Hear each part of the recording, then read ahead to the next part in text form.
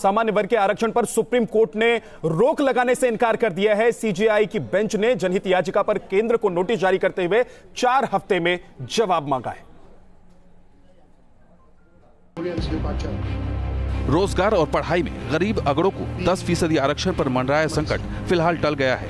6 अलग अलग याचिकाओं पर सुनवाई करते हुए शीर्ष अदालत ने रोक लगाने से इनकार कर दिया है। साथ ही केंद्र सरकार को नोटिस जारी करते हुए 3 हफ्ते में जवाब मांगा है। अब इस केस की अगली सुनवाई 4 हफ्ते बाद होगी। पूरा मुद्दा रिजर्वेशन का बेस्ड है सोशल एंड एजुकेशनल बैकवर्डनेस के ऊपर, तो ये किसी भी तरह से इकोनॉमिकल क्राइटेरिया एक अलोन इसमें नहीं हो सकता है।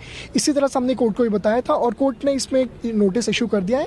3 हफ्ते में केंद्र सरकार से जवाब मांगा है और ये 4 हफ्ते में कोर्ट के सामने इस मैटर का लगना है। इस मैटर में मोदी सरकार ने 124वें संविधान संशोधन के जरिए पहली बार एक अलग तबके को आरक्षण दिया है। इसके तहत सामान्य वर्ग के गरीबों के लिए 10% आरक्षण की व्यवस्था की गई है, लेकिन विरोधी इसे संवैधानिक व्यवस्था का उल्लंघन बताकर सुप्रीम कोर्ट में चुनौती दे रहे हैं। हम इकोनॉमिक क्राइटेरिया का समर्थन करते हैं। हम लोगों की ही डिमांड पे इकोनॉमिक क्राइटेरिया आया है। हम लोगों ने कई बार सरकार को रिप्रेजेंटेशन दिया है कि इकोनॉमिक क्राइटेरिया आर्टिकल 14, 15, 16 में जोड़ा जाए। उसके बाद जोड़ा गया तो हम इसका समर्थन करते हैं, लेकिन हम ये भी नहीं कर सकते कि सीलिंग लिमिट क्रॉस करके 50% के ऊपर आप देख रहे हैं बिहार में 85% की डिमांड हो रही है। सुप्रीम कोर्ट ने इंदिरा साहनी जजमेंट केस में आरक्षण की लिमिट 50% तय कर रखी है। वहीं गरीबों के आरक्षण का विरोध करने वालों की दलील है कि नया 10% इस सीमा को पार करता है।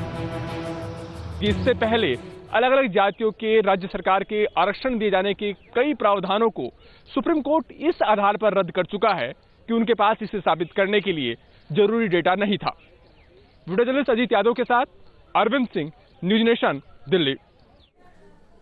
तो संविधान संशोधन कर जो कानून लाया गया है, क्या वो न्याय संगत है? इसको लेकर अब न्यायालय में अपील की गई है। हालांकि सुप्रीम कोर्ट ने कहा है कि अभी इस पर रोक की जरूरत नहीं है, लेकिन 4 हफ्ते के भीतर इस मामले में केंद्र सरकार से जवाब मांगा गया है। मेरे सहयोगी दिल्ली से अरविंद सिंह हमारे साथ जुड़ गए हैं।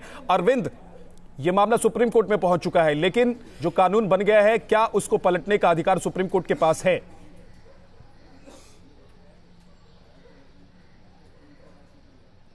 बिल्कुल, हर कानून की समीक्षा का अधिकार कोर्ट के पास होता है। यहां पर सरकार के लिए राहत की खबर यह है कि स्टे नहीं दिया है, लेकिन इस फैसले की कोर्ट समीक्षा करेगा और यही वजह है कि सरकार से जवाब तलब किया गया है। 3 महत्वपूर्ण कसौटी हैं जिन पर कोर्ट इस पूरे फैसले को देखेगा। पहला ये कि अगर आरक्षण की अधिकतम सीमा 50% का उल्लंघन किया है तो सरकार उसे कैसे जस्टिफाई करती है। दूसरा, निजी कॉलेजों के जो व्यवसाय का हित है वो तो प्रभावित नहीं होता। और तीसरा ये कि सरकार अगर सामान्य तबके में से एक तबके को आरक्षण दे रही है तो क्या उसके पास इसके लिए जरूरी डेटा है, क्योंकि जरूरी डेटा न होने के चलते इससे पहले कई राज्यों में आरक्षण की व्यवस्था को कोर्ट खारिज कर चुका है। जी, बहुत बहुत शुक्रिया इस पूरी जानकारी के लिए आपका।